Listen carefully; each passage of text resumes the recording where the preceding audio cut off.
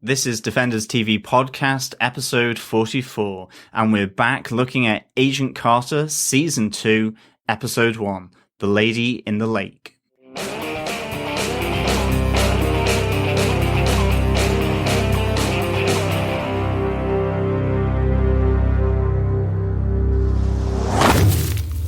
Welcome back, Defenders. This is the return of Agent Carter to Defenders TV Podcast, and this is episode 44.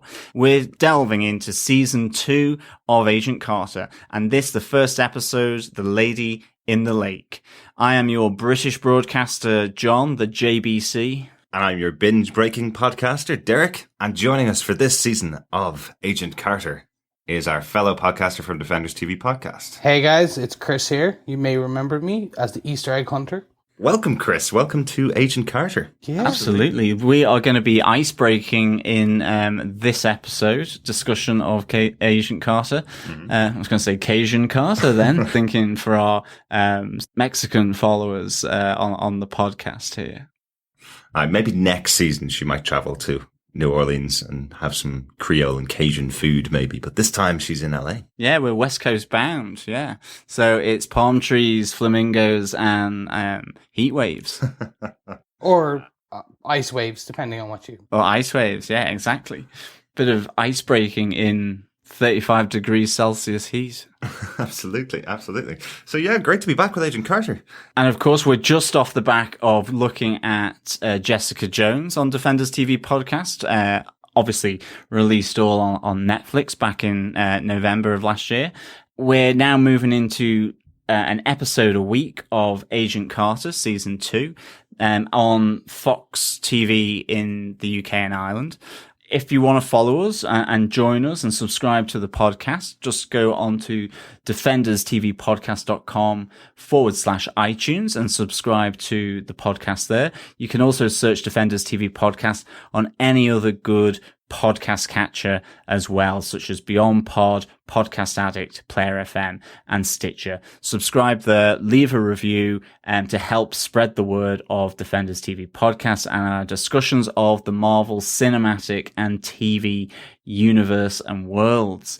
And of course, on Jessica Jones, one of the best things was just so much great interaction with people who are listening to the podcast on Facebook or on Twitter, following our handles there. So, I mean, if you want to contribute, you can always send in feedback to us directly at feedback@defenderstvpodcast.com, or you can just search Defenders TV Podcast on Facebook and join our group and follow us on our page.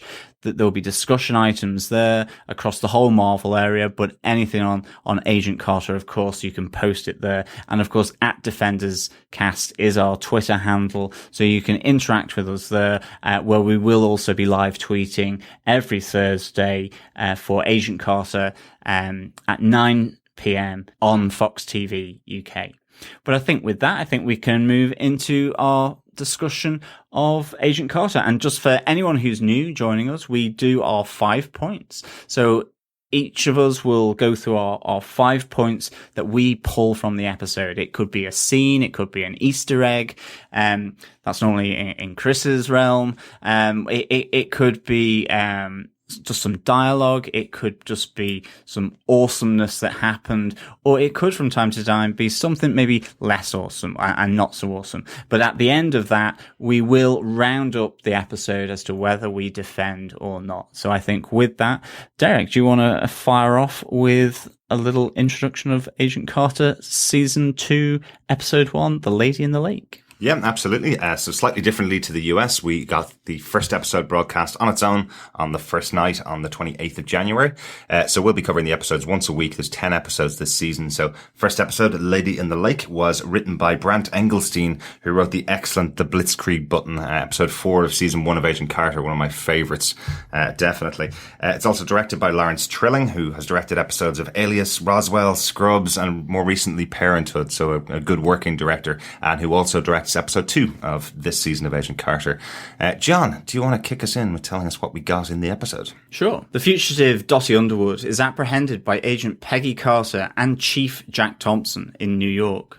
But just as Peggy is making headway interrogating her, she is assigned to to the new West Coast office of the Strategic Scientific Reserve, the SSR, in Los Angeles to fight literally the new Cold War enemies of the United States.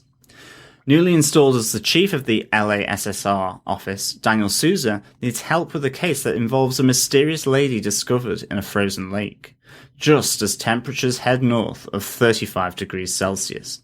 Or should that be 95 degrees Fahrenheit? The autopsy throws further glowing light on the dead woman as their investigation takes them to Isodyne Energy, where Carter learns more from a scientist that the woman was a physicist who was intimately involved with the owner of Isodyne and a prospective senator, Calvin Chadwick. As Peggy's suspicions lead her to confront Chadwick, there seems to be more to this case than meets the eye, as an unknown and potentially more dangerous threat lurks in the basement of the Isodyne facility. Excellent. Lots going on in this first episode of the season. A lot of way to catch us up to where all the characters are and everything that's going on. Yeah, it felt like tons of stuff going on. Chris, what did you think? Well, for me, it's welcome back, Peggy. I really have to say that. I'm like, it really felt very... in a good way, very reminiscent of like early 90s X-Files type mystery. Right. Cool. Very good timing for that with X-Files returning as well, isn't it? Exactly. And I'm wondering if that was just even a slight nod to kind of what's going on. It begs the question, is this going to turn it to very... now I'm going to bring it out of Marvel and into DC, into the kind of Flash side, where you kind of have very much a Monster of the Week type case, but they do sprinkle in some kind of activities that lead it on to a more, that feed into the overall mystery. Mm-hmm. But it's interesting. I don't know. I overall, great intro. Welcome back, as I said. It was a good welcome. I'm eager to see more. It's great. It's kind of like comforting to have Peggy Carter back on the box. It's kind of like she's familiar, but the fact is it's all change. I really like that, but definitely like loads going on here. I mean, really kind of touching a lot of bases from the previous season, just sort of tying a few things up, or at least following on from that. And we'll see how those will kind of maybe pan out over season 2.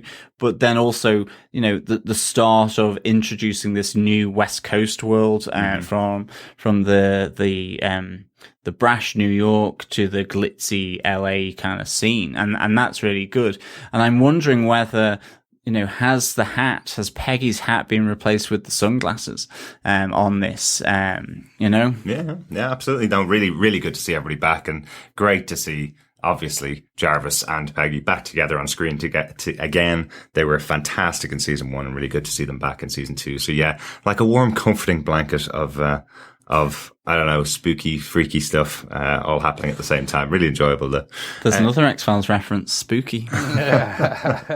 So, Chris, do you want to kick us off with your first point? Yep. I'm going to hold my hands up and say I like bad women. Mm-hmm. So, for me, we got to see more of Dottie, our 1940s kind of pre-Black Widow, if she had stayed bad. Absolutely. And it was a great opening sequence. The bank. You were convinced that was Peggy walking, and even the look and the outfit made kind of, even the hairstyle. And then the knockout with the sack of coins. Oh, fantastic. Oh, brilliant. I was just like, it was just really, really good. Yeah. The bag of swag. Yeah. I think. The bag of swag over the nag. Ooh. Yeah, and she's not a nag, I know, but it's anything that rhymes with bag and swag. And sag. Yeah. Absolutely love the return of Dottie at the end of the last season. We saw her disappearing off into the distance. So great to see her back in this episode, and a great intro with essentially the mirror image of how we were introduced to Peggy Carter, walking against the flow of a group of men in grey suits. This time we see Dottie wearing exactly the same outfit, walking the opposite direction away from the camera. So nice little setup. But there was a couple of really great touches here. I'm sure they were written to the script by Brant Eccleston because he knows these characters so well. Some really interesting touches there from Dottie, where she's actually also affecting an accent like Peggy's, or she's trying to affect the British accent. I don't know whether you guys noticed this, where she says to the bank operator, she says, "For a pittance, you must risk your life." there's no way that her in her American accent would be using the term a pittance to somebody else. She also says, help the old geezer there. Which is a very British type of phrase, especially a 40s kind of British phrase.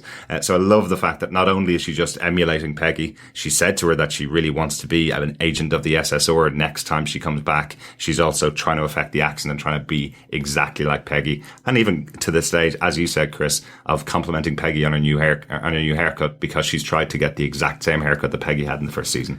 So really good touches there from the writers. Yeah, it kind of looked like there was a bit of a love interest there, coming from Dottie, obviously, towards Peggy, no reciprocation, but she's obviously dressed like her, affecting her accent. She obviously likes to be interrogated by her rather than Chief Thompson, and she's certainly not impressed when Thompson takes on that role. So like she is kind of slightly besotted. Dottie is besotted by Peggy to the point of imitation. And that's really interesting. Just something that Peggy throws in there with, we're so close as she's getting pulled away to LA. We're so close to finding Dottie's true agenda and motives and her handlers. And that will be a great thing if that comes out. Because, is it just everything that was in season 1, or does it go beyond that and moves into maybe some of the things that are going to occur and happen in season 2? So yeah, no, I love that, but I definitely thought there was this kind of, love interest or sexual tension between Dottie, at least from Dottie's side towards Peggy. Yeah, I definitely even got that. It was kind of I wouldn't use the word besotted. I was kind of more leaning towards the single white female infatuation type. So like I can really see Dottie coming back midway through the season, maybe just before they do do they do a 2-week break? I don't think there's any breaks, actually. I think we've got a full 10 episodes. Okay. Back to back. Yeah. So I think maybe episode 4, episode 5, episode 6, we'll see Dottie again, very much taking on she wants Peggy's life. So she wants to be the agent. She wants Sousa to fall in love. So she follows Peggy out to Hollywood, to La La Land. And I really think that's where we'll see it go. But it was just, again, great reintroduction of a character who we may not see again, but at least it ties up some loose ends. Yeah, absolutely. Totally agree. John, do you want to give us your first point? Yeah, it's actually, it kind of builds from something you said there, Derek, which was the whole Dottie walking against the flow of the men in the grey suits in what looks like Peggy's outfit. And it's a general thing about why I actually really like this show. It's that this is really light-hearted, really fun TV for me, but it does have serious undertones that make it really dark in places and can make it really serious, but I mean in a good way. And I like that. And I think that whole opening for me, and in particular where Dottie is walking against the flow of the oncoming pedestrians, it's just really clever because it reflects, as you say, it mirrors back what happened in the first episode on season 1 with the heroine. Here's your anti-heroine on the other side, but maybe not so different from Peggy in terms of what she's doing, and it's all the other way. I really like that. It's the writers and the director and the actors, it's clever, but it also is light and it wears everything on its sleeve with a lightness. And I think, the example I had on this was just the rookie copper policeman who shoots, Detective Henry into a million fragments of frozen body. Like, he shoots them, and it's almost kind of like an oops moment. It's almost like this sort of Laurel and Hardy oops moment. I wasn't supposed to do that, and he says he leaves his walkie-talkie in the car. And at that very moment, I thought, that is funny, but it kind of, it didn't necessarily sit well with me. But then literally within 5 minutes, you see him getting paid off with an envelope of cash from Calvin Chadwick and his wife, Whitney Frost. And I think this series is really funny, really lighthearted, but it comes with sort of undertones and dark undertones, serious undertones that are taken up later in it. And it really just shows how tight the writing is, I think, on this, that they do something like that, which is incredibly lighthearted and almost slapstick. Yeah. And then pull it back to being really kind of serious and dark. And you're like, and what's behind all that? And that's the one thing I love about this show. And it was from season 1. And my first point is I'm really glad that this is kept up in season 2, basically. That kind of style, that there's the lightness, but also the darkness, to really tight writing. So I definitely really appreciated that. Yeah, no, definitely. I that was actually one of my points, because that cop just kind of, I'm glad it turned out he was working for Chadwick and Frost, because just I'm sorry, I left my radio in the car. Yeah. It was just, it screamed something was wrong. Like, especially when you've seen someone just kind of explode into frozen pieces and like all around you. You're like, I wonder also, like, for super spy Peggy Carter, would that not, I don't know, would that not have kind of set some alarm bells? Kind of, almost. But he's there with a gun pointed at like, he's probably, or you expect that he's not to know that the guy is freezing to death like that, because why would you? And so he's got a gun, but he doesn't know necessarily that it's not working, or that it's jammed because of the ice that's kind of gotten in from his body into the barrel or whatever to stop the shooting mechanism. So I can understand that. And I think she calls it out a little bit earlier on to Jarvis. She tells him to tell the cops not to shoot anybody. She wants to question Henry, doesn't she? So potentially she's just suspecting that Jarvis didn't get the chance to tell this particular cop not to shoot anybody. So she's accepted it, that this is where it's come from. Yeah, but I think, like, I mean, I agree with Chris. It was like, it was an element where it was like, you kind of just going, oh, is that too obvious that maybe... or is it convenient, I suppose? But then actually it fulfills a really integral and interesting part of the episode by linking it back to Chadwick and Frost, who we had just seen at the race course and all of that. And, you know, this idea of, well, are they something to do with the lady in the lake? And is that something to do with a bigger, more sinister picture? Or is it just something simply to protect their marriage because he was cheating on her with Jane, the physicist? You know, are they, I think they say something in the scene after they've just paid, the police officer. Yeah. And I think, it's Whitney Frost says that that's the last time that we have to dirty our hands because you dirtied other parts of your anatomy. Like, a really good scene. And it's like, is their involvement nothing more than trying to hide an affair because he's running for Senate? Or is he, because he's the owner of Isodyne Energy, is he part of a more malicious, more malevolent sort of multinational or corporate entity that's doing something really evil? Yeah, that's like it point, yeah. And it all kind of flows from just simply linking back to this copper who shoots Detective Henry. And I really liked all that. I thought it really, and to me, that's what I loved about season 1. And I'm so glad I'm seeing all this now in season 2. Absolutely. Absolutely. Okay, sorry, I'm just going to jump in. You talk about that evil corporation entity thing. Okay, we're based in the universe we're in. Mm-hmm. Based in, just after World War II. Yeah. Red Skull is dead. Mm-hmm. But we also know that his legacy lives on, especially well into the rest of the Captain America films later on. And do you think we'll see Hydra elements play into season 2? Maybe.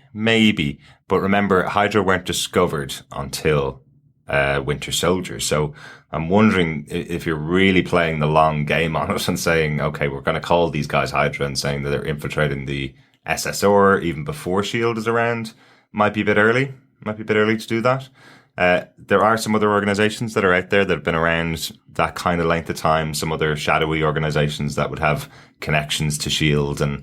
and would have fought against them. I think they mentioned one of them in the Agent Carter short, which was the Zodiac crew, which we've got no mention of in season 1 of Agent Carter, and obviously in the first episode of season 2 of Agent Carter, we've had no mention of them yet either. So we could maybe see the organization Zodiac coming up as being I suppose, another alternative to Hydra as the villain of this show, perhaps. Yeah, maybe. Yeah. No, that'd be cool.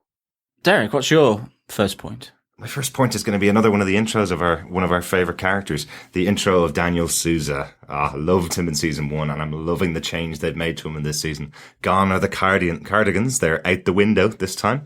He's in beach gear in LA. Seems to have got a bit of promotion out of the investigation that happened last time. So I like the little contrast here. So he's become chief of the LA division of the SSR. Jack Thompson's become chief of the New York division, and essentially all that's happened to Peggy is she's still working for Jack Thompson. She's gotten no reward out of what happened at the end of last season. So everything we thought would happen by Jack Thompson taking that little accolade for himself has pretty much come to pass. But we at least see one of my favorite characters from season 1 getting a bit of a bump and moving to LA to run his own division of the SSR. Thought that was quite cool. He's also got a new girl, unfortunately, which is a sad little moment for Peggy, looking out the window after him, seeing that he's now turned her down for the drink, and he's gone off to another girl. Is this girl just a girlfriend? Is my big question at the end of this episode. Is she just the person that he's been seeing in LA, or is there something nefarious about her potentially? What do you think, guys? Difficult to know, I think, from this episode, because you just see a woman from a distance, from Peggy's perspective, high up in the offices of the field office there. Yeah. And you see him kiss her, and then they get in the car and that. And so, yeah, who knows? Maybe, maybe not. I'm going to say no for the time being, to be either proven right or wrong. I just don't want Susan with her. I want him with Peggy. That's all. I'm going to side with John here. I know. Our listeners know I use the word trope a lot and cliche. I'm bringing it back for Peggy Carter season 2. First episode in, mark it down. The whole kind of the love of my life girlfriend is actually a double agent working for someone else. Mm-hmm. It's kind of been done. Maybe. Kind of. But I the way the writers write the Marvel Cinematic Universe, the way the writers also write Peggy Carter, they may do this, but they may put a nice spin on it. Mm-hmm. So, yeah, I'm going to reserve judgment. Yeah, and just to qualify why I said no, like, the whole point where Peggy is looking at Susan and she says, "You never return my calls. It's only a 3-hour time difference." And he just simply goes, "Sometimes a 3-hour time difference feels like a lifetime." So it seems like maybe the girl is a replacement for Peggy and for him to move on. Mm-hmm. And I'm just the way it went. I think that's maybe is all. That she is, and maybe it will transpire that Peggy and Sousa reconnect in LA in some way, and that maybe this girlfriend at the moment is trying to fill the void left by the fact that Peggy was in New York, 3 hours away. Yeah, but Peggy does also have eyes for another man in this episode as well, which I thought was quite interesting. There is a tangled web of love being spun. Definitely. Yeah. Yeah, absolutely. Definitely. So this is Dr. Wilkes, is that right? Yep. Yeah. It is. Is this your second point, Derek? Am I going to jump in with the point? I think you should jump in with your second point. Nothing like a point stealer. I know, I'm sorry. But it's quite connected, I suppose, with Peggy's love life, which is essentially the point that's kind of connected to the last one. So yes, so Peggy seems to have eyes for Dr. Wilkes of Isodyne Industries. Quite cool because there's some little connections, I suppose. We know obviously from the Captain America films and from the Winter Soldier particularly, we know that Peggy has lived a long life and has eventually become a grandmother by the time that Steve comes and meets her. But what we don't know is who her partner was. We don't know who she was married to. So the suspicion at the beginning was that potentially that could have been Sousa because he was a bit of the love interest in season 1. there's a little camp out there, or quite a sizable camp out there, that are that have a suspicion that Trip, who was one of the agents of S.H.I.E.L.D., was actually her grandson. So it is possible now that this is playing into it by bringing in Dr. Wilkes as being a potential partner for Peggy Carter.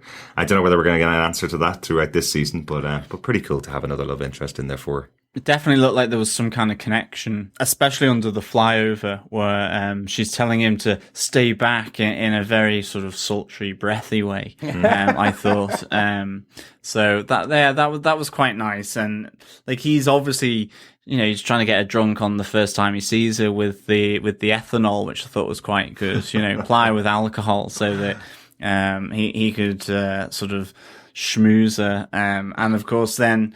You know, he said he wants to take her out to thank her for saving his life, and it's dinner and dancing. Yeah. But I love the fact that now he's completely dubious. He's completely sort of got a massive question mark over his head. You know, good guy, bad guy. With that final scene, which is like awesome, and I love that. A question is that because it's just. And I'm going to bring this on to my next point, Wait, I think. Before you do, I just want to one note, which was that was a great line when Peggy goes, I make it my policy not to socialize with persons of interest. And Wilkes goes, of course, but it's nice to know you. Find me interesting. Yeah, no, that was that cool. was just Fantastic. like, yes. That was awesome. I was like, definitely. Yeah. fantastic. Yeah. That was a really good kind of scene. And you can see how Peggy would get attracted to that, I reckon. Yeah. Yeah, I was totally on his side. I wanted her to give him the digits, definitely. Right there. Yeah. And speaking of digits, John, did you have a point? I did, yes. But I loved how the end with the potentially dark force. Is this the dark force? And that has been hinted at that it links in with, obviously Doctor Strange, obviously everything leading up to the Doctor Strange movie in October 2016 for those in the UK and Ireland, obviously. 28th of October is Doctor Strange release, on this side of the Atlantic. So, like, it was really interesting to see that. But, and of course, because you've got this dark goo flitting around within a container, and sort of Jason Wilkes there kind of Dr. Wilkes looking slightly sinister, kind of a bit malevolent, the way he's looking at it. It all was like, oh my goodness, is he the bad guy just because he's there? I mean, you read so much into it. So I love that intrigue that's been set up by the introduction of this black goo chucking itself around a container, of which is this the obelisk in its non-solid form from Agents of S.H.I.E.L.D.? That's what I'm thinking. And is that ultimately the dark force that they've talked about, so that it connects with the seven heavens in relation to Iron Fist, or whether the seven cities of heaven, that relate to Iron Fist, or is this more about other worlds and moving into things like other realms, even beyond that? But to me, it kind of looked like the non-solid form of the obelisk from Agents of S.H.I.E.L.D., which I don't know whether it is, but I got hugely excited by all of this. Oh, yeah. Yeah, I'm going to agree. As soon as I saw that, it screamed Agents of S.H.I.E.L.D. for me. Yeah. And I was like, okay, so this is what the Dark Force is. It is basically evil portal-like thing that kind of transports, and which we discussed in the last episode. How are they going to introduce this? Yeah. And that makes the Dark Force a pretty good thing, which is the Dark Force is the portal to the dimensions, the portal to evil in general, but it's alien, it's unknown. Alien can mean different dimension. Yeah, absolutely. Exactly. Yeah. Yeah, no, I loved the scene. I loved having that moment of, it's essentially what you should do at the end of a pilot. It did exactly the right thing. It opened it up to a much larger world. As you mentioned, Chris, I think, this could easily have just been a one and done kind of episode, where a Monster of the Week type idea like the old X-Files used to do. But they opened up the larger world in those last 3 minutes of the episode, kind of setting up all of the characters and all of the pieces that are going to be in play for the rest of the season. Yeah, really, really enjoyed it. Chris, do you want to give us your next point since we leapfrogged you a little bit? Yes. Now, I'm going to lean heavily on Fountain of Shield knowledge, the man himself there. But this is what I wanted. That me? That is you, of course. If I want to lean heavily on the Doctor Strange knowledge, then we have another man. But no, Shield, I'm going to put down Nick Fury, Shield, Coulson, that's all you. Okay, that's good. So, Thompson's there with his old mentor, sitting in New York. I think it's Vernon Masters, who... The actor Kurtwood Smith. That's right, Yes, Kurtwood Smith. He... Famous for RoboCop. Yes, I love him. Yes. I love him. And That 70s Show, yeah. Oh, yeah, that's him. That's where I remember him from. But it was interesting to him to say that the SSR's time was over. Mm-hmm.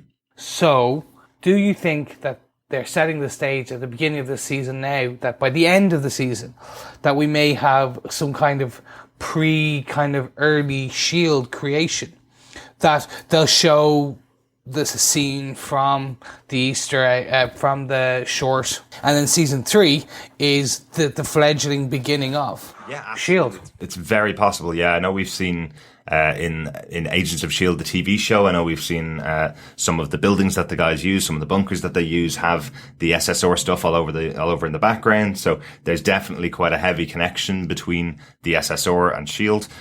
It's not hugely laid out in the comic books in that way. In fact, our first appearance of S.H.I.E.L.D. is essentially where Nick Fury is brought aboard the helicarrier by Howard Stark. In fact, actually Tony Stark at the time. That's been retconned because Tony couldn't possibly be 60 years old now. But he's brought aboard a working S.H.I.E.L.D. at the time, essentially. So yeah, I think in the TV timeline, I think you're probably right. They should probably wrap around into the setting up of S.H.I.E.L.D. by Howard Stark. I get the two of them confused in this MC universe, but essentially have it all wrapped around with Howard Stark setting up his version of S.H.I.E.L.D. And bringing on board Peggy Carter. Yeah, so I think that's the way they're going to do it. Not sure there's going to be by the end of this season. The seasons are quite short overall, but I could see it happening. Just quickly as well, it's just sprung to mind with all this talk of SSR to S.H.I.E.L.D. And with my sort of Doctor Who hat on, is Dark Force potentially, or whatever it is, if we assume that this is the obelisk in its goo form, does that just transport you by over space, or is it over time as well? And relative dimension in space? Well, yeah, so I'm kind of thinking TARDIS type portal thing, so that maybe Peggy or someone from this era gets sent back at the same time that you had, I don't know, Fitz or Simmons over there or something. It's probably not going to happen, but I just suddenly thought, wouldn't that be cool if that could happen in a meaningful way, not just simply, but just because they've said that the Dark Force will be introduced in both Agent Carter and Agent S.H.I.E.L.D. I just thought, is that how they will is it a crossover, even though they've not said that, or is it just simply that this is Dark Force, right? And it's introduced like that. You just want your Coulson cameo, really, don't you? Yeah. Yeah, but it could, it develops what the Dark Force is a bit more, in terms of what it can do, in terms of over time and space and dimensions and realms and what have you. See, nothing is impossible. And last week when we talked about it, we said this kind of stuff would be a bit too unrealistic for Agent Carter when we talked about it on our episode before we'd seen season 2, episode 1 of Agent Carter. But I'm liking that they've opened this show up to those scientific possibilities. This is the Strategic Scientific Reserve, after all. But it's not scientifically possible, Carter. But I do like the idea that they've opened this up. So we had in the last season, we had a couple of things that happened in season 1 of Agent Carter that directly played out into S.H.I.E.L.D.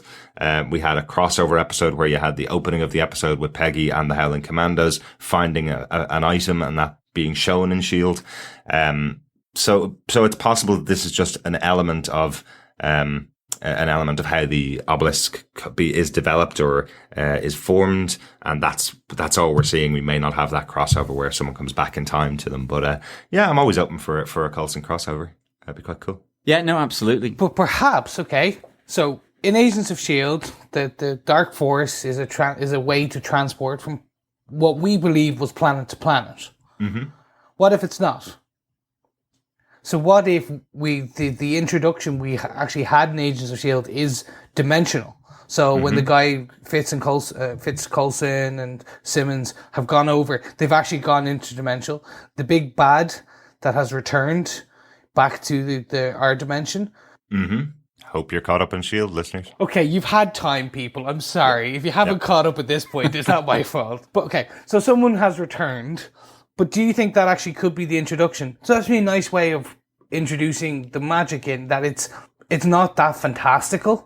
Mm-hmm. Which was my problem. They've shown it to be slightly less fantastical in that... More sciencey. More sciencey. So, back to, I think, one of you guys said in the last episode in terms of Thor, the Asgardians, they have what humans or what the Midgardians call magic, we call technology. Mm-hmm. So that's what this whole thing could be. So can you imagine Doctor Strange is filled with metachlorians? I'm just putting that out there. Oh my goodness!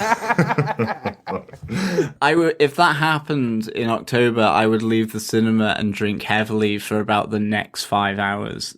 No, I like the idea of the science thing, obviously, but I also quite like the magic or the magical elements that are brought about by Doctor Strange, because it's more things like meditation and incanting and all this kind of stuff, and ancient texts and prophecies. So it links into all of that, and yeah, I suppose people would say that it's strange that I would like that kind of stuff, but I do. I do like that. That's my cure for being a scientist, I suppose. Absolutely. But like, I do like the idea that there's still a scientific explanation behind it, potentially, but not the metachlorian route.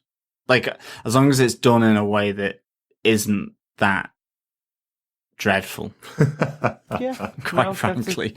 It's a fair point. So to close off just the point as a whole, what in terms of what I was thinking about the SSR beginning, this is the end, what we had Howard Stark, we've been told he's away filming location or looking at scouting filming locations. Basically, what a simple way to do this, and the way that you think, because I know you said you probably wouldn't be able to do it by the end, is that he comes back at the end of the season and he wasn't actually setting up or looking for filming locations, he was setting up S.H.I.E.L.D. Very possible. That's very possible. Yeah, good catch. We will see throughout these episodes, definitely. Yeah, no, I but as well, I loved the FBI thing versus the SSR. That idea, they're a dinosaur, they're a relic of the wartime era. We're moving on. I mean, the thing for me as well, it's kind of, that was just really interesting, I think. Yeah. Kind of reminded me a little bit of Mission Impossible Rogue Nation, actually. Yeah, and I think it was, well, who are Chief Thompson's mentors? Like, who is Vernon Masters?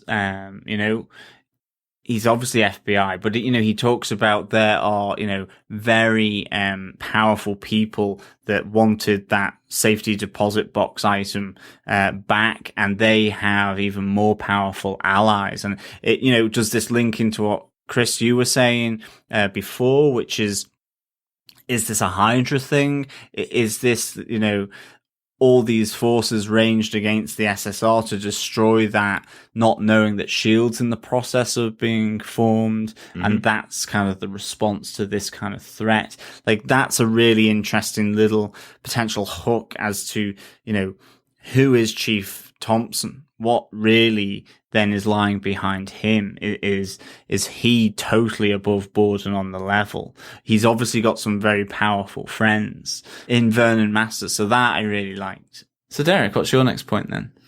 I'm going to talk about my biggie, Jarvis and Peggy getting to meet back up again. From the moment that Jarvis walks on screen, I absolutely love his pitter patter of conversation again with Peggy, catching back up again, having two Brits fish out of water in LA is just fantastic, and how it's characterized by this great upper class man who's bored at home cleaning floors and carrying around flamingos. I think it's just fantastic. I think it's so well put together. It really just makes me laugh the whole way through it, where he's describing people from LA as you just won't understand them. They have avocados with everything. It's a dry heat, but they tell you it's a dry heat, but it's unbearably hot here. Would you trust a palm tree? Look at the structure of that thing. He's absolutely hilarious all the way through. Really, really enjoyable to have him back. I love how he's describing the British are coming to Whitney Frost and saying that he's the head of a studio, describing it to her, and essentially the only human being that he knows that he could actually describe the life of and say that a movie was being made out of her is essentially Peggy. And then he's asked, is there a love interest? And he kind of is completely thrown by that because he hasn't thought about his plan that far ahead. Love Jarvis again in this episode. Really, really enjoyable to have these two characters back together again. Oh, definitely. I think you kind of stole one of my points here. But definitely the spark, the banter captured between these two, it is just really funny. Even when he's talking about Howard Stark, going, on, scouting for locations, and he's going, the location scout, he's scouting her locations, all that kind of thing. I just love how he brings that kind of flavor to the conversation. And I mean, then we also see his lovely wife there, with Anna Jarvis, played by Lottie Verbeek. And I love the fact that Peggy kind of goes, I thought we were going to see an Edwin Jarvis, but in a girdle, and she goes, that's exactly what I was thinking. And here's Anna, and she's totally different. She's fresh, and she kind of is probably the thing that is the absolute pride and joy of Edwin. Like, that was really cool as well. I love Peggy's reaction to that and sort of being sort of introduced along with us, into Jarvis's sort of private life. That was really nice. But yeah, this whole banter between the two of them is just brilliant. Yeah, absolutely. Yeah, no, I'm going to agree. That was actually one of my points. First one was Anna Jarvis, Lottie Verbeek. Mm-hmm. Yep, there we go. See, I'm taking a note here from Derek, trying to actually learn the actor or actress's names rather than just calling the characters. Slow down and don't binge watch things, Chris. You can learn the names of the characters and the writers and everything. It's great. Okay, one step at a time. But she was brilliant. She brings that kind of really open, warm, touchy-feely. Mm-hmm. It's yin and yang. It's black and white. Her and Jarvis. Yeah, absolutely. But it was the best. It was the best. Another great one line. And this is the one of the reasons I loved this episode, and I'm hoping they keep it, was just the very quick one-liners. But they don't kind of wait for like an almost applause track. So it was when Anna gives her the garter with the gun holster. Oh, yes. And it's like, yes. You are fantastic. And I was just like, that is just brilliant. It Absolutely. was just, yeah. I was wondering, I even wrote it in my notes as to whether Anna is now going to be the cue to Peggy Carter's James Bond, will she come up with little feminine gadgets for Peggy Carter, things that she could hide that no other agent of the SSR could have, because she seems to be some form of clothes designer, or she seems to be very, very involved in clothes anyway. I know there's a couple of calls out there. So will she be the one that makes the suits of armor for Peggy that hide underneath beautiful dresses for throughout season 2, which I think would be really cool to have that real good connection with the Jarvis family, essentially. Absolutely. And do you think we've been introduced to Jarvis's domestic nemesis for this season? I sometimes too have gone by the name The Devil in Pink. I sometimes stand on the front lawn with one leg raised into my crotch. But definitely, I love that. I love as they get, Jarvis is there waiting for her off the plane. And she comes down the steps and she goes, I'm puzzled. And they're walking towards the camera and he's like, he looks at her and goes, I know where this is heading, as it sort of then rotates the camera around to this flamingo on the back seat. And, like, is this Howard Stark putting, like, his enemies or his rivals off the scent by, follow his butler. He will be involved. He'll know exactly what's happening. And they're just, he's sending them around to pick up, like, exotic birds, basically. Right. But yeah, no, I wonder if we will see Bernard, come up in a number of other episodes. I hope so. I have a feeling now that he is christened as Bernard Stark in this episode, so he is definitely a member of the family. I have a feeling we will be seeing him back up in future situations. Yeah, really good fun. I love these. These are the heart of the show for me. These two characters specifically, and I really, really enjoyed seeing them back again. Chris, do you want to give us your next point? Yep, I'm gonna bring one slight inkling of negativity. In that the episode was great. Like I said, I'm not taking away from this. It was just one bit I found was like they brought too much, I think, some goofy element into it. Okay. And the one bit that was really just got me was the SSR fake talent agency lobby where the auditions were happening. I know it was supposed to get that kind of giggle that John is having right now. It gave me one, actually, I must say. But it was just such a pendulum swing from like the couple of seconds before to when then you're going into this. And I know it was probably used as that mnemonic to try and bring you out of that kind of complete seriousness. So it's not a kind of dark, moody drama, cop drama. It is MCU universe. It's Peggy Carter. It's Agent Carter. But it just, I don't know. That one moment just has sat with me, and I've rewatched it. That one scene, just going, is it just me? Is it? No. And on this podcast, it sounds like it is. No. Yeah, okay. But no, it just, if you know what I mean, like typically the writers on this show have a way of kind of juxtaposing the comedic elements against the actual serious drama parts. Yeah. But they usually give a nice pregnant pause or some kind of slowdown that you have in between those periods.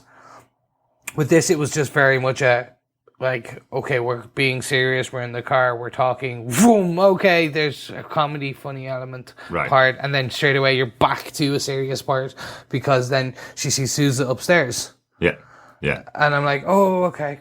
I think it was for me. It was nice to see Rose back. So Rose was the lead phone operator in the phone company in New York, which was the cover for the SSR in New York.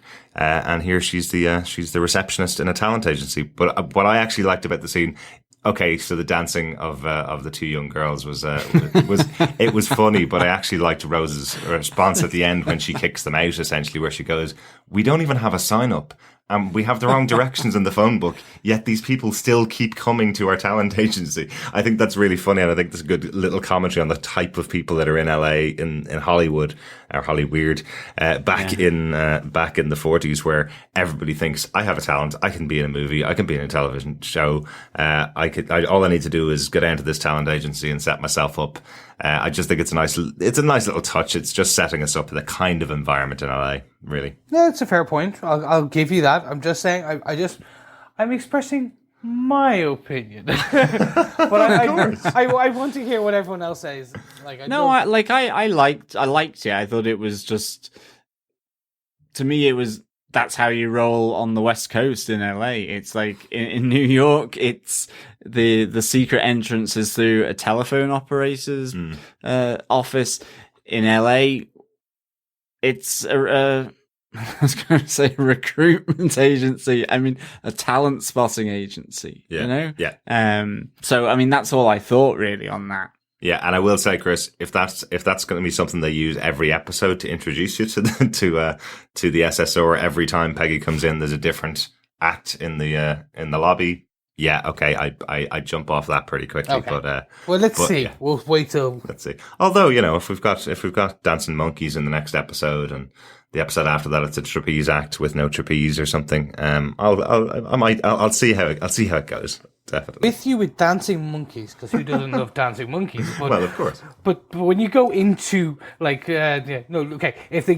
I'll let them go away with it just this once if they show me a dancing monkey. Okay. And one of in top hat, those little hats and the vest. And if they called it the Fitz monkey. Yeah, I'd be happy about or that. Bobo.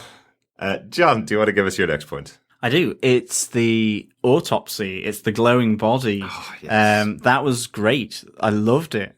I love the fact that the air was still cold in the autopsy room. At the coroner's office, all the heaters were still on. I love that blue glow. I mean, to begin with, I was thinking, is this an alien thing as well? Is this something to do with the blue body found in Agents of S.H.I.E.L.D.? Was it the Kree found or the Inhuman, whatever, from Agents of S.H.I.E.L.D.? The sort of torso and head of that body found in the mountain that was blue. I was kind of thinking, is it something to do with that? That was really good. I loved the fact that the coroner was Dr. Meltzer. I thought that was really a nice little naming convention there. And the fact that he ultimately, in trying to figure out what killed her, gets frozen to death, like Detective Henry. So these all these little things were just like, oh, this is cool. This investigation is really interesting. Even just the initial premise that, you've got plus 90 degrees Fahrenheit going on in the middle of LA, and you have the frozen lake. It's just like, that's cool. Literally, really good. And I like the whole autopsy thing. That to me was pretty good. I really liked that in this episode. Yeah, definitely. And definitely to your point, Chris, this is X-Files. This is the unexplained mystery at the beginning being solved by the end of the episode. Loved it. Really, really enjoyed it. Really liked the touches that are in there. One of the points in the investigation itself that really stood out to me is I love that Peggy and Sousa are working together in this. And there's just one little brief moment that just popped into my head there. One little brief moment where she pushes back against Sousa the way she would have against Jack Thompson, but Sousa just lets her go because he trusts her completely. So it's where the detective is saying, well, you don't do it that way here in LA. You go and talk to the press, and the press sort it out. And she says, no, let's keep it under wraps, and I'll go and talk to the president of the company. You don't understand what you're doing. And then Sousa just sends her off to do exactly what she wanted to do. It's a nice little change in dynamic. And I love that you can almost see the blood boiling in her before thinking that she's going to get turned down once again. She's going to be treated with no respect again. And seeing that Sousa gives her a bit of respect in this investigation where they're working together is really good. Yeah, no, absolutely. Chris, have you got another point? Yeah. My last point is our dynamic evil duo. Calvin Chadwick and Whitney Frost. Oh, yes. Yeah. I think this is going to be really... If these are our nemesis for the whole season, then I'm going to be quite happy. They play well on each other. And, John, it was, as you said earlier, that piece on cleaning up dirty work because you got other places dirty. I'm paraphrasing, obviously. But that was really good, and they work well together. Especially Wynn Everett, who plays Whitney. She was really good at the racetrack scene. And just the way she was kind of like pandering along. And then the way Curry Graham, who plays Calvin, was just kind of going on. And then you could see that politician smile. And kind of is like, oh, this is brilliant, yeah. And then all of a sudden, that twist. So I think that could be really good. Oh, absolutely. The person who I'm wondering who is going to be the Calvin to Whitney's Peggy. Oh, right. So is it going to be Sousa? Is it going to be Jarvis? Is it going to be the doctor, the scientist? Wilkes. Dr. Wilkes, yeah. I'm wondering who's going to be the other kind of flip of the coin for the good side. No, and it was interesting to see. We've always typically just kind of had in the last season. It was Dottie was the kind of the evil, the big bad. Obviously, we had Dr. Nichenko, but I didn't see that as a kind of dynamic duo. Kind of, they was more that was boss and subservient kind of employee This is kind of, well, potentially Whitney's more in charge than Calvin, but we'll see. It's interesting. Yeah, it's really interesting. One of the things that I did see in the publicity before the show was coming out is that the character of Whitney Frost is based on the actress Rita Hayworth from films around this time. Essentially, she's a well-known starlet. If you know films from the 40s and 50s, she's very well known as an actress. But in the times when she wasn't an actress, she was actually a very well-known scientist. She did a lot of inventions and was a very, very intelligent woman. So I'm really liking the idea that this character of Whitney Frost is based in some reality. So she's not actually Rita Hayworth, obviously, but she's based in reality on a character who kind of hid this scientific side of herself. And I love the idea that she's going up against the SSR, hopefully, throughout the season. She is our big bad, definitely. We'll see a lot more of her, I think, throughout the season. And I love that final scene with her, where she essentially puts Calvin Chadwick in his place in the car, because it just shows she's the strong woman behind the man trying to be senator. So yeah, good little touch. Absolutely. I know you've mentioned it already about the British are coming, but I do actually think her response to Jarvis there, I'm tired of period pieces, was excellent. I have to say, I think from when I was 12, I was tired of period pieces. On the BBC, and obviously in British film, they slightly annoy me. I liked the source materials, but I hate their continual replaying on TV and in film. The only one I probably am slightly excited for is Pride and Prejudice and Zombies. But that just looks amazing. It does. I mean, it'll either be a complete disaster or it will be awesome. But or a mix that makes it good. Yeah. A Downton Abbey fan, I am not. But yeah, I loved that just kind of acerbic kind of response to that. Definitely. It was really good. Absolutely. So Derek, what's your last point? My final point is Jack Thompson, and what I've got written in my notes is Jack Thompson is still a douche, because he's come back exactly the way I expected him to come back from the first season, from a certain point of view, to quote a terrible Jedi. So firstly, he sent Peggy off to LA when she's doing the big investigation. She feels she's really close to finally breaking Dottie, obviously a case that she's been working on for months, and he breaks it, sends her off to LA. He sends it and doesn't tell Sousa that Peggy's the one that's going to be coming, which obviously is going to cause complications for Sousa. When he speaks to Sousa on the phone, he has absolutely no respect for him. Again, he still feels like he's the guy in charge and Sousa's his subordinate. So totally from a certain point of view, he is a douche. But what you find out, and I love the little twist, and it's a nice little touch, it's because of when the carrot and stick come back. He walks into the room to interrogate Dottie, and you realize that the reason he's being so heartless and so I suppose what it looks like is bad at his job, the reason he's doing all the things he's doing is because he wants to get revenge on the person that caused his mentor and his boss's death. He tells directly to Dottie's face that you and your commie brethren killed the carrot, so all I've got left is the stick. So he wanted to get his chance with her in the room, and probably felt that if Peggy was in the way, he'd never get that chance with her. I like that touch, and I like that they've kept that little strand of the complicated Jack Thompson, not just the guy we all love to hate. There's a nice little touch of some more character progression for him, and really good to see. Yeah, absolutely. This was actually my final point as well. It was really good to see Thompson sort of still be there to some extent. I was hoping he would have moved on from the last season, but I mean, even with sending Peggy over instead of his best man, as he describes it, on the phone to Sousa, he says, "How's the surf, Agent Sousa?" Mm-hmm. And Sousa has to correct him, say it's Chief. Like, he is being a complete douche here. And it's, irrespective of what's going on between him and Vernon from the FBI, all of this is like, he's a proper, still got insecurities, or potentially he's got insecurity issues, and that's why he's sending Peggy Carter. He feels, everyone's kind of fawning over Peggy Carter, and that maybe he feels, even though he's the one that's gotten the chief position, that he's the one that's kind of being ignored or forgotten about, even though he's gotten all the rewards.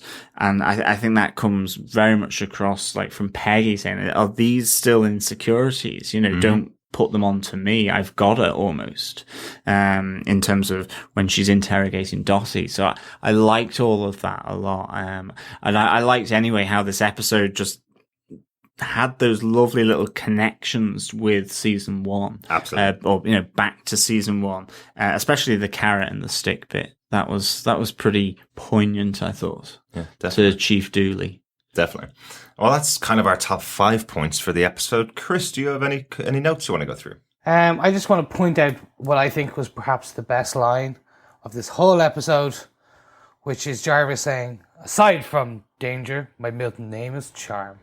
I was just like, the only other part was just literally when he was doing the what do you do for relaxation? Assemble rifles. Mm-hmm. Yeah, that one. They're giving him enough of those kind of zingers that you can see, like, you could see. It's like he's trying to be an early James Bond without any of the action part of it. It's just he's going for suave and it's just failing, but it's good enough because he has the English accent. Absolutely, yeah. I love him. Absolutely brilliant. Yeah, absolutely. That was cool. But I think Jarvis is cool. Jarvis is cool, definitely.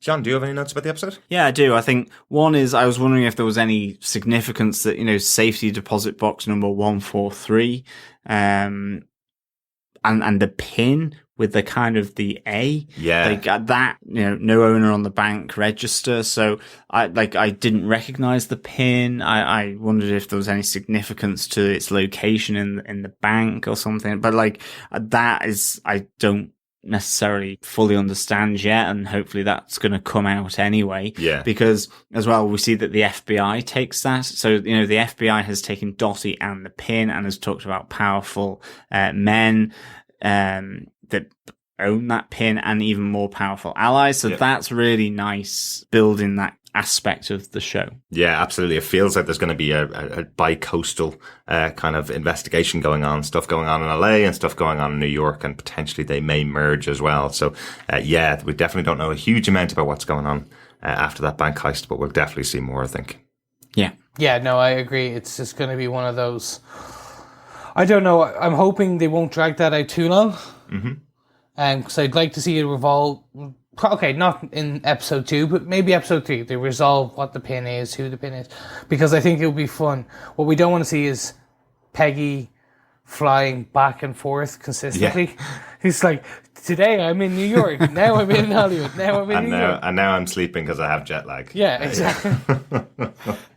No, I suppose the good thing about this show is that it's much more like a UK show. It's got 10 episodes. It's even shorter than the Netflix episodes that we covered. So I think they're going to really crack through some of the storylines as we go through. I think they actually covered a huge amount in this episode. Oh, they did. That's what I mean. Like, the writing's incredibly tight.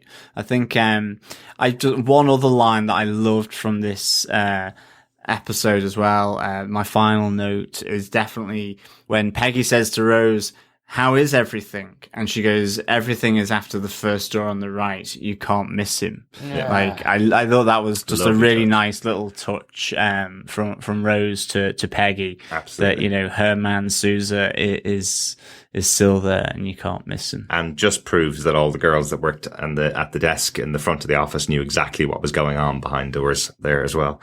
Yeah, really good. Really good.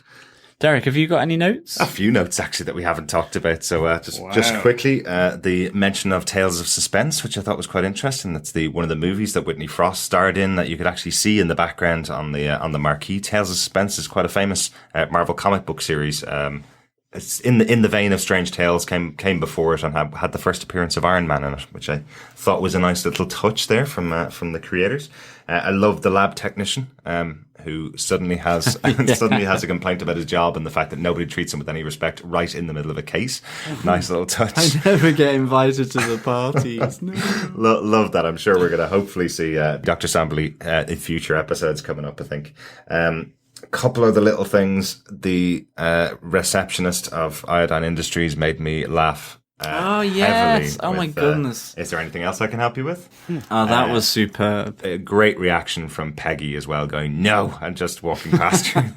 It's very much feels like what I've felt like when I've been in Florida or something like that, where you've been asked the have a nice day. Is there anything else I can do for you? So many times every 5 minutes, and you just want to say no. I know you're trying to be helpful, but this isn't being helpful. But the last one from her was great. She goes, "Do you have a search warrant?" No. Is there anything else I can help you with? That was excellent. Love that. Absolutely. And of course, her final inflection when she's speaking to Sousa, where she says, "And is there anything else I can help you with?" Putting on their little sultry voice. Fantastic. Yep, loved it.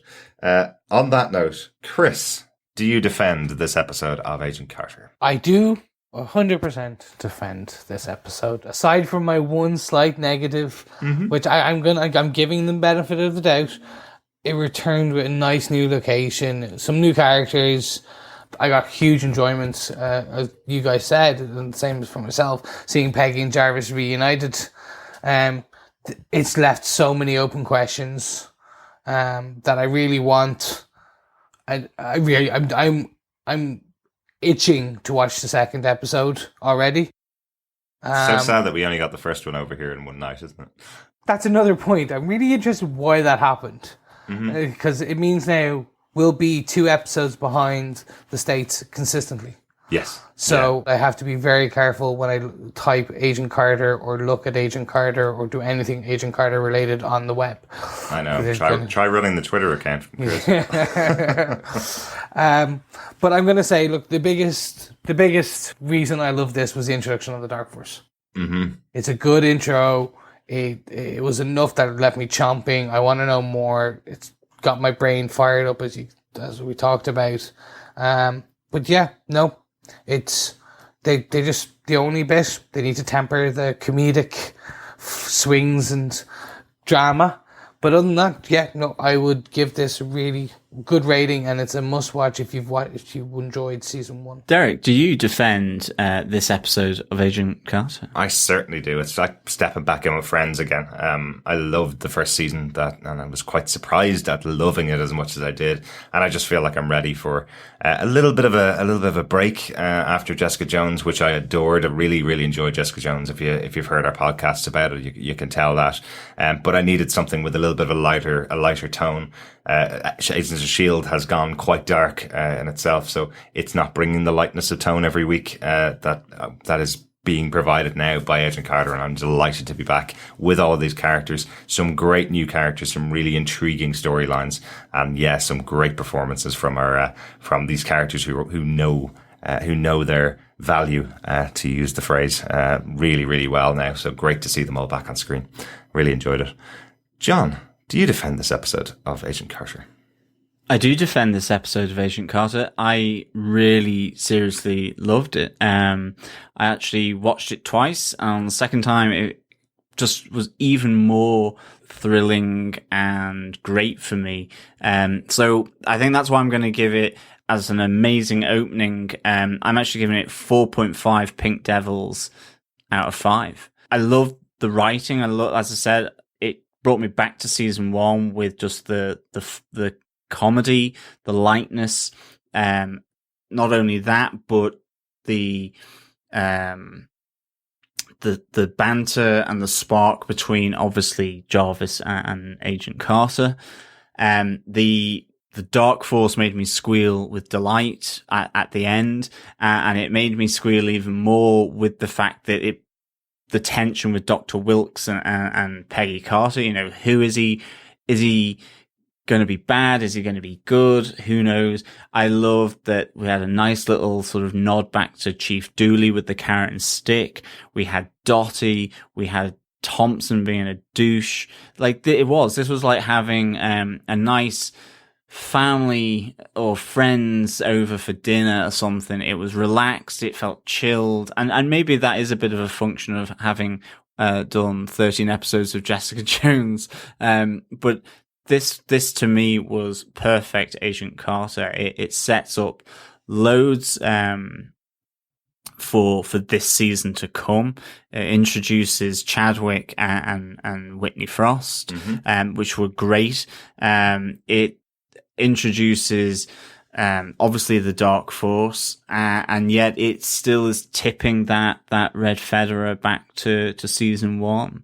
And that I really liked. And I think for the opening episode of season 2, that was exactly the right thing to do, for me. And the dialogue is just like really smart and crisp. Love it. So yeah. That's why I give it such a high mark. I might rue that fact because now I'll be judging every other episode against it and it'll be all a bit relative. So maybe I'm being overly generous, but I think I can forgive myself for that. So yeah, definitely defend this episode of Agent Carter. Excellent. Yeah, really looking forward to seeing episode 2, which will be out here next Thursday, in the UK and Ireland. Really looking forward to covering that. And listeners, if you have any thoughts on episode 1 of Agent Carter, or if you want to send in any feedback to us about our podcast, email us at feedback@defenderstvpodcast.com, or you can come and join our Facebook group. Just search Defenders TV Podcast on Facebook. You can find our group there. You can find our page, which is generally just our news. But if you want to come in and join the group, we have a bit of chat going on about all the Marvel projects. Obviously, all the stuff we've covered on the show, some of the future stuff we're going to be covering, the movies that I'll be covering, and obviously Agent Carter. So come and join us in the group. We do have some feedback for our first episode of Agent Carter. Our first piece of feedback comes from Ronaldo.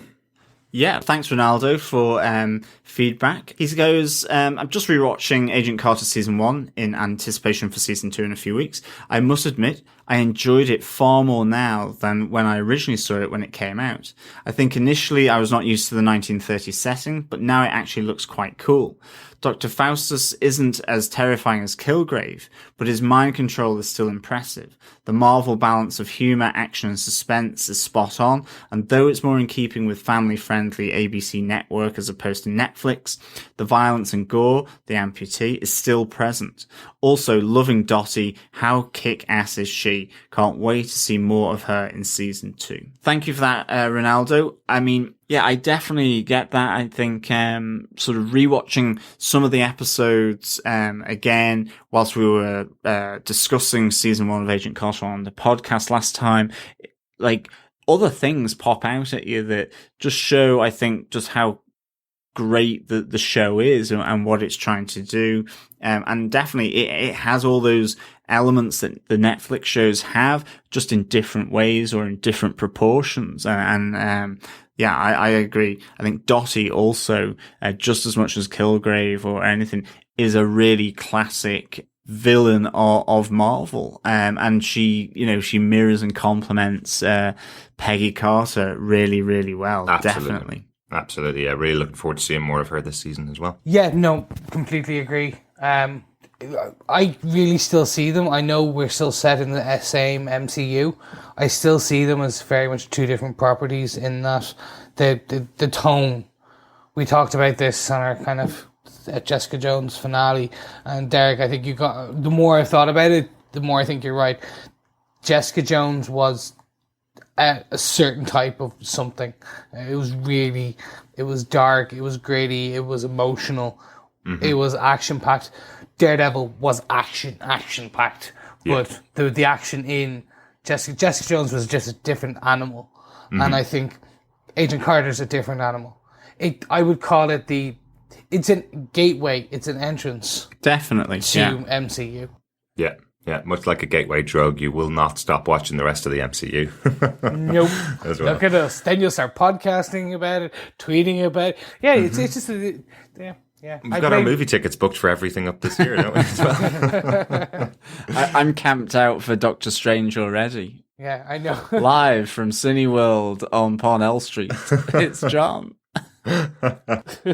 We do also have a bit more feedback, but it is about Jessica Jones. If this is your first time listening to us and you're just listening to us for our Agent Carter coverage, I would recommend you either go out and watch Jessica Jones or switch off now, because some of this feedback is going to be spoilery. If you're going to switch off now, do subscribe to the podcast. We will be releasing episodes every week as Agent Carter comes out. All you need to do is go to defenderstvpodcast.com/iTunes, subscribe to the podcast there in iTunes, or you can subscribe to us in any other good podcast catcher like Podcast Addict, Beyond Pod, and you can also find us on Stitcher, all under Defenders TV Podcast.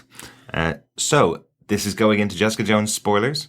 But don't turn off. You just go. Go now. Watch Jessica Jones. Now. Do it right now. And then Absolutely. just pause. Or mute us for 2 minutes, because the Jessica Jones feedback is there because obviously with our last podcast we weren't able to put all the feedback in there, and so we have this feedback on Jessica Jones, which came through our Facebook handle. So just search Defenders TV Podcast and join the group and the page for our Facebook feed. But basically Lisa Richardson goes, "I'm finally glad you finished so that I can say that I really enjoyed that neck snap. It was just so justified." And we have Claire Laffer, who also says, "The most satisfying neck snap ever. Smile emoticon." David Wang came with, "Damn, I really hope that they wouldn't kill him off." And yeah, unfortunately they did, unless there is some dark force around maybe that can breathe some new life into a purple man. Then yeah, it seems like he's killed Kilgrave off. And then Rebecca Bradeur again says, "Okay, it was a lame comment about Luke Cage needing to be power dampened when he did have surgery in the comics. They have dealt with him and his medicine issues." So Luke Cage has that potential problem where if he does get hurt, he's got unbreakable skin. Yeah. So it's in through the eyeball, down the mouth. Yes, they've dealt with that medical issue. So that's... But in the comics, it was power dampened, so they had to do something about those powers so that they could operate on him was the big difference that Rebecca's calling out there.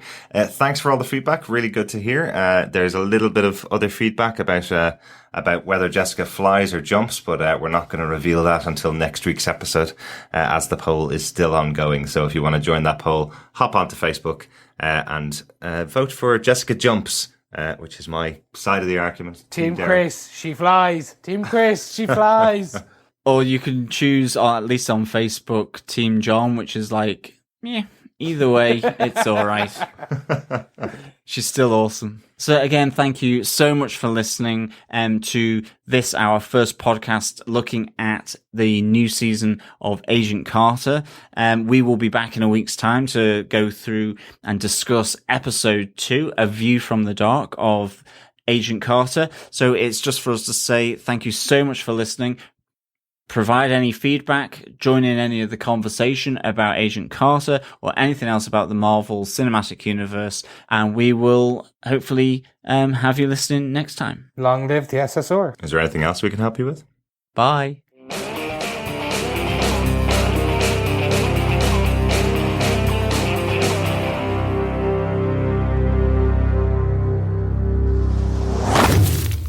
And of course, her final inflection when speaking to Susan. Not Susan.